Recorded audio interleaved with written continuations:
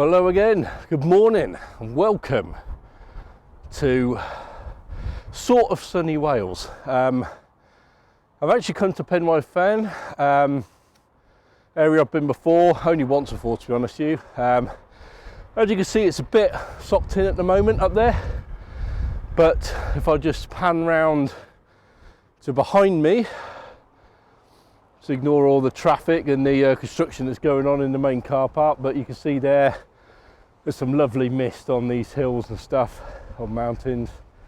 So yeah, really look forward to it. I bought my 4x5 out today, 4 sheets of HD5 Plus and 6 sheets of Portra 160. Probably only shoot black and white today, but yeah, we'll get out there and see what it looks like.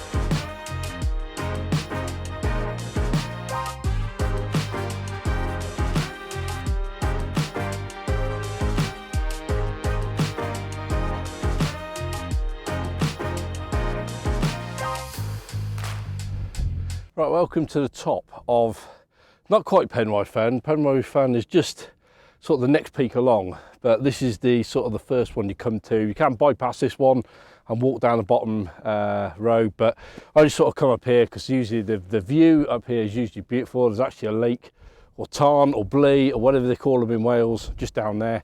But as you can see, probably from behind me, we're socked in up here, so not that it matters. It's a beautiful day.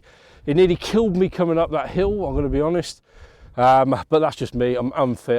Last time I come up here was about 2 years ago. I actually parked, for those of you who know the area, there's a valley and just the other side of this sort of mountain and a sort of reservoir in the bottom and that, and just a bit further along there's some parking down there and you can walk and do a huge walk up here round and by Big Fan and all that and back down again. So that's the walk I did last time. I think it was about 12 miles last time, something like that, but I was a hell of a lot fitter than I am now. It's been like I said, been a couple of years since I've been up here, but it matters not that we're socked in. It doesn't bother me at all. I was just really happy to be out here, which I would hope that for the majority of you photographers out there, and if not all of you, you do landscape photography for the passion of just being out in the wilderness and not so much hate the charging up a mountain and hate the fact that you're here, but you just want to take some photos. It's the being outside, which is the most important bit. And if you get a shot, then you get a shot, that's great. But if not, doesn't matter. Still had a good day, still come out for a walk and enjoyed the outdoors. So like I say, it's going to be a real short video. I'm going to put some pictures up from the last time I was here. There was those shots you're going to see in amongst all this were shot with HP5 Plus on an Olympus OM2N with a 28 and a 50mm lens, prime lenses. So they're the shots they're taken a couple of years ago, but I'll put them shots up. I never quite got to making that into a video, so I don't think anyone's ever seen them shots before.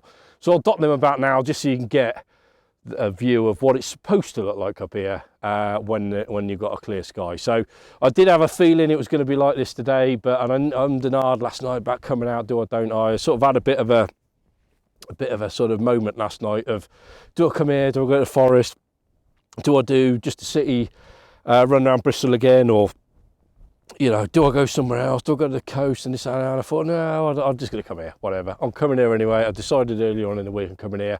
It did say that it was going to be sort of clear here up till about 10 o'clock this morning, and then the clouds coming in, and just, you know, but from the moment I got here, it's just been cloud up here. So it's what it is, it doesn't matter. But anyway, there is really exciting news, well, exciting to me anyway, but it is finally new camera day. I have saved all my pennies up and I now have enough money in my piggy bank to go out and get a new camera. And I'm talking, of course, about a digital camera. So please don't turn off, don't switch off, but I am talking about a digital camera. I have had such a dilemma. I mean, it's a massive purchase for me, as it is probably for many of you out there, buying a new camera, whether it's film or digital. You know, a lot of film cameras now are a lot more expensive than they first were when they were first built, and a lot more expensive than digital cameras out there now. And then of course you've got the film and all that on top of it. But obviously I'm not going to digital. I will put the odd video out there when I, like take today. It's quite windy up here today, and I don't know if the camera's moving, but it is quite windy. I have only got my 4x5 camera with me, and I have said a million times before that 4x5 photography is quite difficult when it is windy, and it is pretty windy up here today. So I would have struggled to shield the camera from the wind. So at that point I might have thought, okay, well I've got my 4x5, but actually what I'm going to do is take some digital shots up here, because I've got my digital camera with me anyway, because predominantly I'm using it for video. I've said in a previous video, I don't know if you've seen that one or not, that I've got an iPhone 13 Pro at the moment, which is filming me right now. It's a brilliant bit of kit, absolutely brilliant bit of kit. It does fantastic video. You can plug an external mic in. I've actually got the wireless Go mic on me at the moment, which is I use all the time. Again, they're fantastic as well. I never touch wood. Actually, I do. I have the odd problem with them, but I think they're all like that, to be honest. But 9 times out of 10, it works fine. I never have a problem.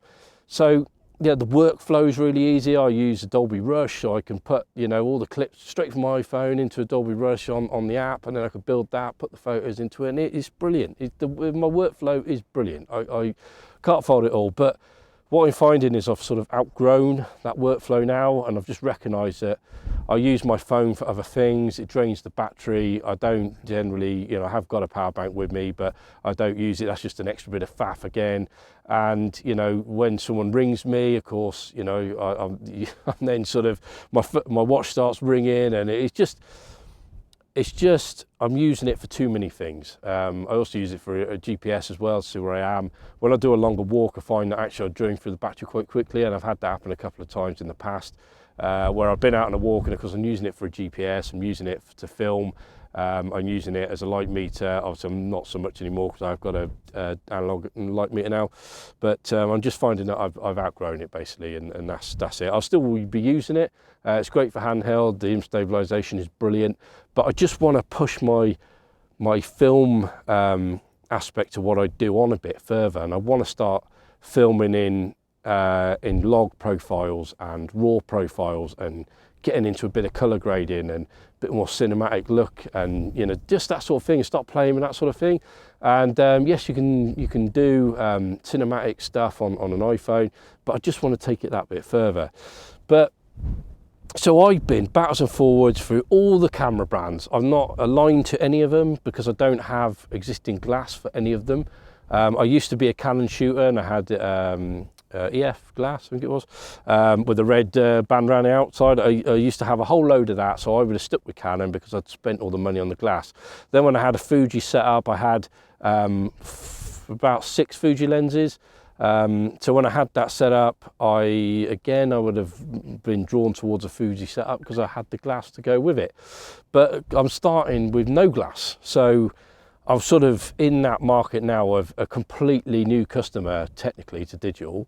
Although I have got or I had an XE3, but again, even with the XE3, I was using one of the Olympus OM glass on the front. I was using a 28mm prime lens, and obviously that's an old lens, but it used to produce brilliant images on the XE3. Just putting that, I just had an adapter, and the adapter straight in and lens on the end, brilliant. Couldn't fault it.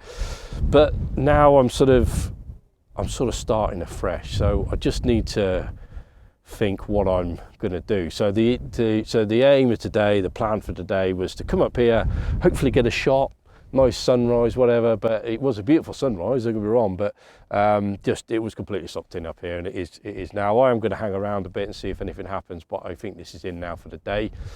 But it was to then walk back down the hill, go to Wex Camera in Bristol. For those of you who don't know who Wex Camera they're like a national camera company or camera company, but you know, they sell cameras in the UK. They've got various shops all around. One of them's in Bristol, and they very kindly got me a load of a load of cameras in of a similar price point to try, and what's important to me is video features, stabilization, because at the moment my phone is sat on a gimbal, although it probably doesn't need to be honest, but I use a gimbal.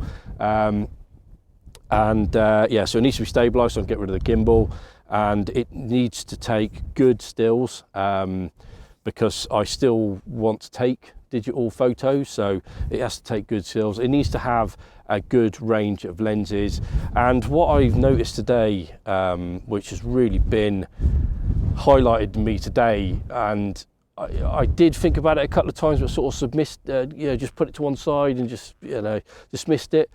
But I found today, so today I've got with me in the backpack, I've got my 4x5, I've got 3 lenses, I've got the 6x17 back, I've got all my film holders, which don't weigh a massive amount, and I've got my, I've obviously got my tripod here. I've got the tripod that this is sat on at the moment, and I've also got my spot meter, and the spot meter does weigh a bit, and obviously all the other little bits and pieces as well. But what I found walking up this hill was that was quite heavy.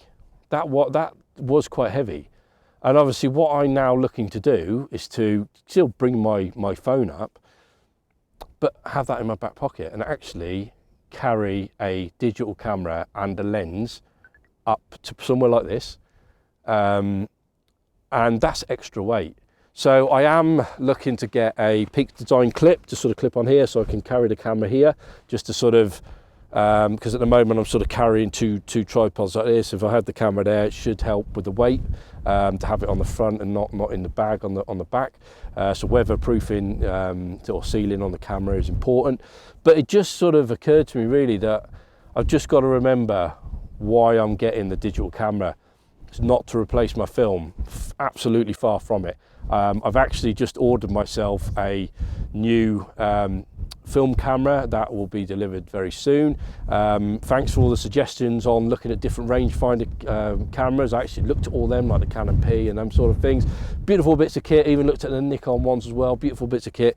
But my heart was set on a Bessa, so I've gone with a Bessa R2, and I've got a 35mm camera coming, a lens, Voigtlander lens for that as well coming. So I'm really excited to start using that. But I just sort of had to evaluate what all of my cameras, what they were doing. I don't just want them sat on a shelf gathering dust. I want to use them all, and I want to make sure that I've got all different aspects of the photography that I enjoy covered.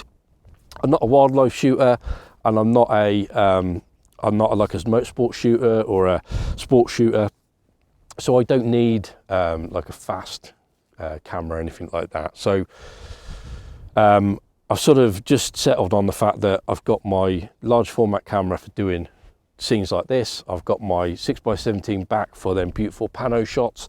I'm going to get the 6x7 medium format roll back for it, to get them shorter shots. I've got my Bessa R for sort of city shooting and sort of holiday snaps and stuff like that. We're going to Glastonbury Festival this year, so I'll also take that there. And then I've got my C3 Mamiya, which again I'll use for city shooting and just intimate shots and stuff like that, where I need that bit more resolution. So yeah, so I don't think I really need to add to my collection other than to upgrade my digital camera to get better video. So that's the plan. But yeah, so I'm gonna hang around here a bit longer, see if I get any shots. I hope you've liked the shots that have been put up. Like I said, they were taken about 2 years ago. I think I come here in the summer, did a big walk round, and like I said, I just had the Olympus with me. That used to take, that takes amazing photos. I sort of moved that camera on now, so that's why I've got the Bessa R to go get some 35mm stuff. So yeah, so I hope you've enjoyed the shots that I've been putting up. I hope you enjoyed this short video, and yeah, I look forward to seeing you in the next one.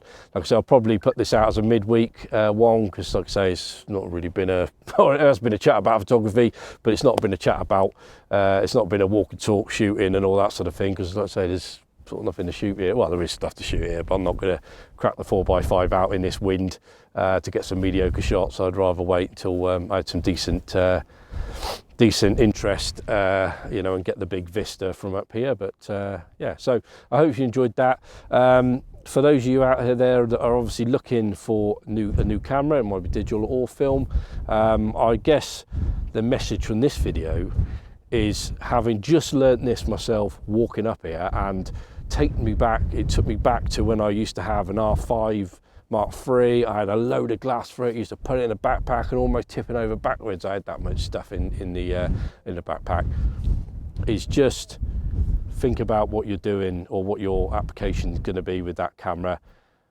Just remember, you've got to carry all that kit to wherever your final destination is to take your photo. So if you're a mountain shooter, just have a think about what your what your intended use is, how far you've got to carry it, what you've got to bring with you, water, food, that sort of thing if you're on a long hike. And just sort of weigh all them things up when you're looking at a new camera system like I am. So so I'm going to get off now. Well, I'm going to stay here a bit and then head off to the camera store, and we're gonna have a look, and I will let you know later what camera I come away with. So yeah, I shall see you in the next one.